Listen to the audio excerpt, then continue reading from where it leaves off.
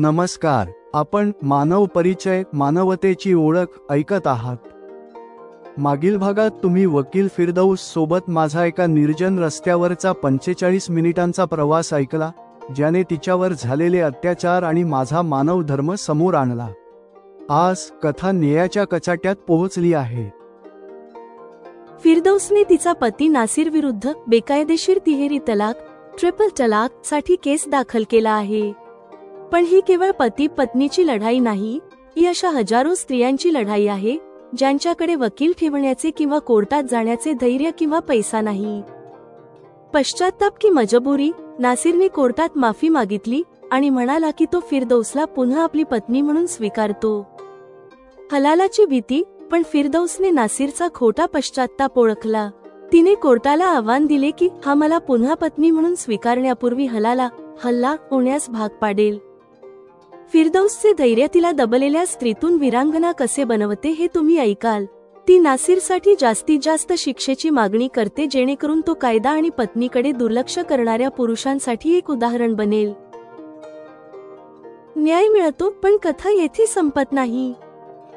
जेव्हा फिरदौसला घटस्फोट मिळतो, तेव्हा तिच्या केसाची सुनावणी करणाऱ्या त्याच न्यायाधीश हरिश्चंद्र यांच्यासमोर एक अविश्वसनीय प्रस्ताव येतो, लग्नाचा प्रस्ताव. एका विधुर न्यायाधीशाने घटस्फोटीत आणि दुसऱ्या समाजाच्या महिलेला लग्नाचा प्रस्ताव देणे, ते धैर्य होते की बुद्धिमत्ता? आणि तुम्ही फिरदौसचे बुद्धिमत्तेने भरलेले उत्तर आणि लव्ह जिहादच्या समस्येवर तिचा अद्वितीय तार्किक संवैधानिक उपाय ऐकाल. फिरदौसचा उपाय महिलांच्या हिताचा आहे का?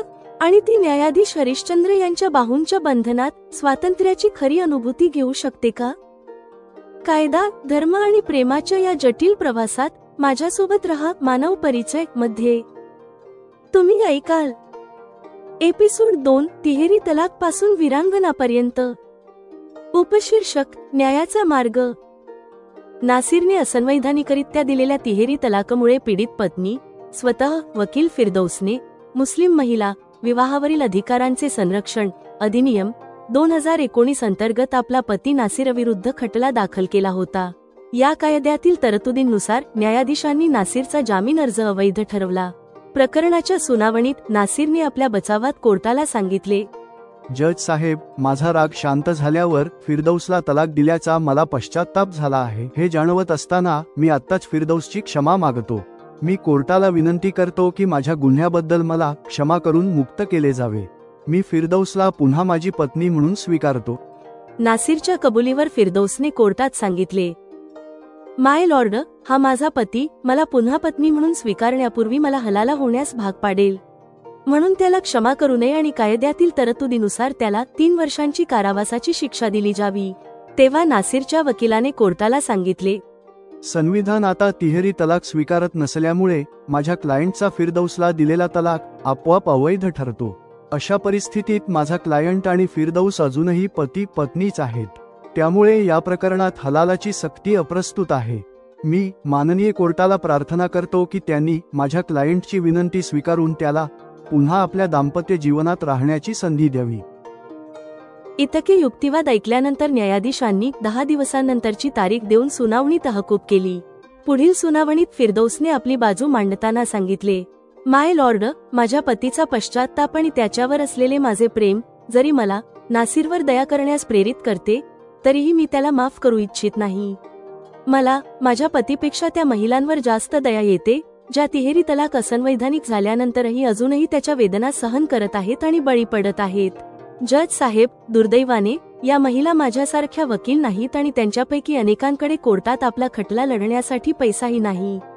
माझा अपराधी पती नासिरला जास्तीत जास्त शिक्षा व्हावी अशी माझी प्रार्थना आहे, जेणेकरून हा पती नासिर असे उदाहरण बनेल की कोणताही पुरुष कायदा आणि आपल्या पत्नीची अशा प्रकारे उपेक्षा आणि अनादर करू शकणार नाही. पुन्हा कधीही कोणत्याही स्त्रीचे जीवन असे नरक होऊ नये. जज साहेब, मी कोर्टाला हे देखील सांगू इच्छिते की जेव्हा नासिरने मला निर्जन ठिकाणी तिहेरी तलाक दिला होता, तेव्हा मला घटस्फोट नको होता. नासिरने माझ्यावर केलेला असंवैधानिक अत्याचार माझ्यासाठी एक संधी सिद्ध झाली आहे, ज्याने मला एका दबलेल्या स्त्रीतून वीरांगना बनवले आहे. आता नासिरला नको आहे, पण मला त्याच्याकडून घटस्फोट हवा आहे, ज्यासाठी मी कोर्टात वेगळा केस उद्याच दाखल करेन. सुनावणी पूर्ण झाल्यानंतर न्यायाधीशांनी सर्व पक्षांवर लक्ष देऊन अपराधी नासिरला 3 वर्षांचा कारावास आणि 10,000 रुपये दंड ठोठावला. तेव्हा दुसऱ्याच दिवशी फिरदौसने नासिरकडून घटस्फोटाचा केसही दाखल केला होता. योगायोगाने हे प्रकरण देखील याच हरिश्चंद्र न्यायाधीशांना सुनावणीसाठी वाटप झाले. नासिरने येथे फिरदौसवर पुन्हा घाणेरडा आरोप लावला. त्याच्या वकिलाने कोर्टाला सांगितले, माझा क्लायंट आपल्या पश्चात्तापात आधी फिरदौसला चारित्र्याने निर्दोष मानू लागला होता. तो फिरदौसला पुन्हा आपली पत्नी म्हणून स्वीकारायला तयारही झाला होता. पण फिरदौसने घटस्फोट घेण्यासाठी दाखल केलेल्या या प्रकरणानंतर त्याचा फिरदौसच्या चारित्र्यहीनतेचा संशय बळावला आहे.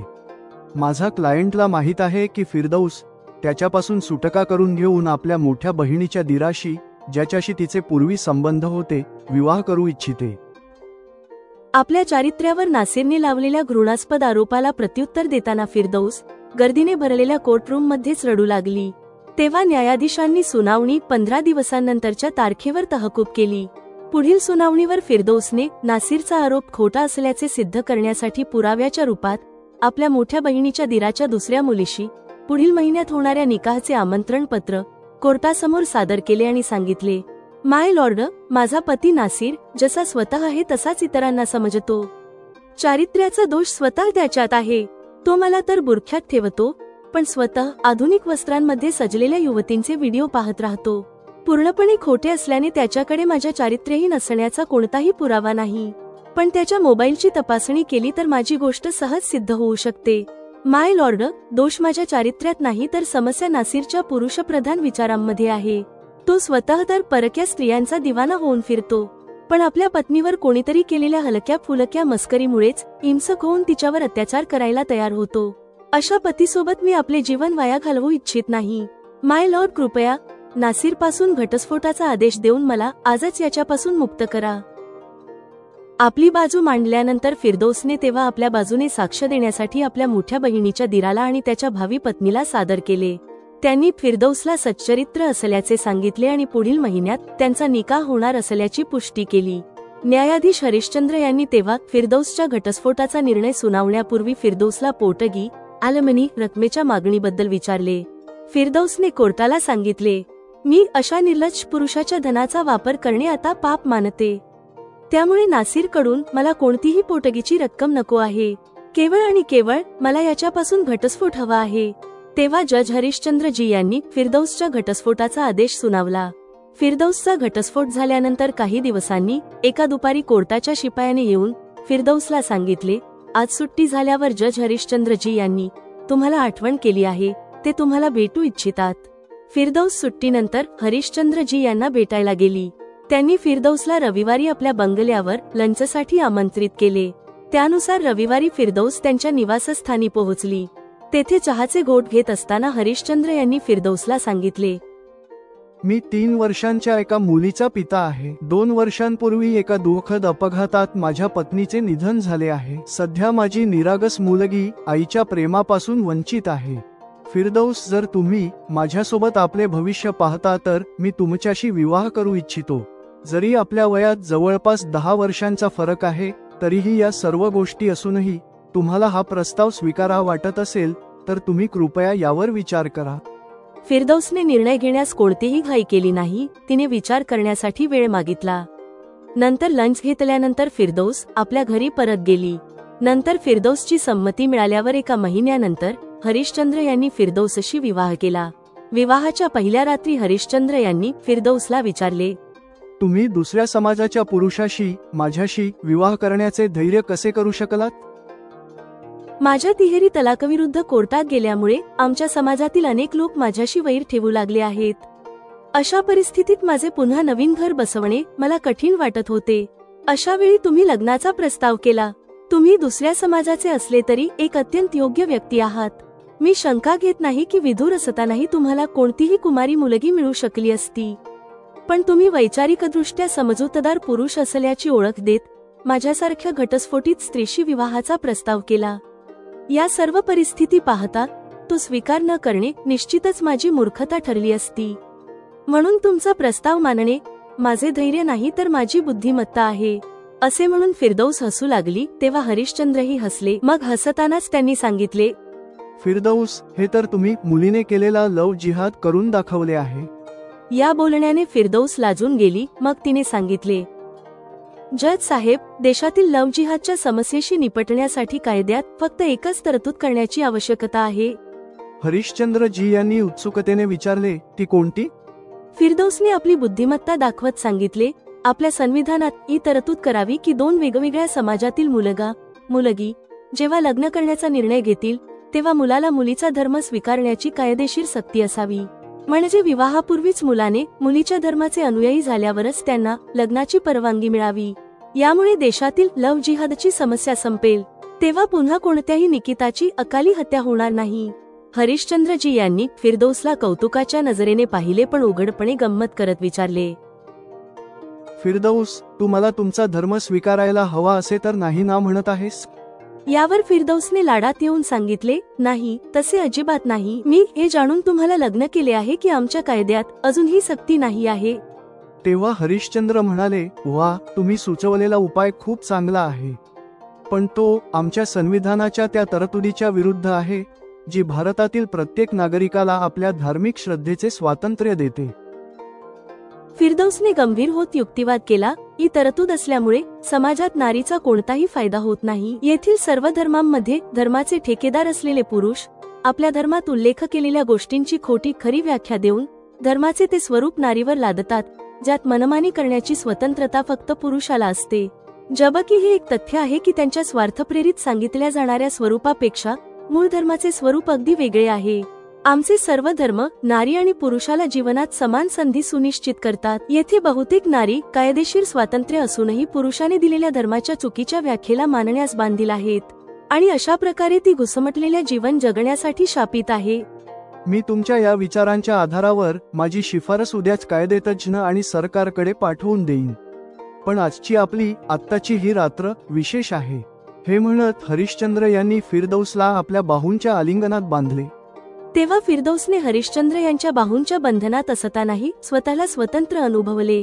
फिरदौस तेव्हा या आलिंगनात आपली संपूर्ण श्रद्धा, समर्पण आणि अथांग प्रेमाच्या सागरात बुडून आपले पती हरिश्चंद्रजी यांच्यासाठी निष्कपट, निर्मळ आणि पावन अनुभूतीचा आनंद लुटू लागली. यावेळी तिला वाटले, हे काळाचे चक्र आता याच क्षणावर थांबून जावे.